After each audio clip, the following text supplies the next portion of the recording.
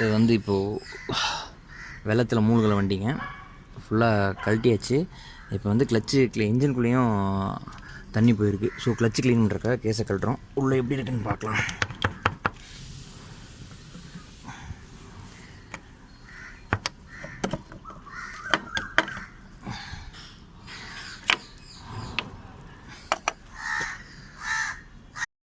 Okay, கழட்டியாச்சு.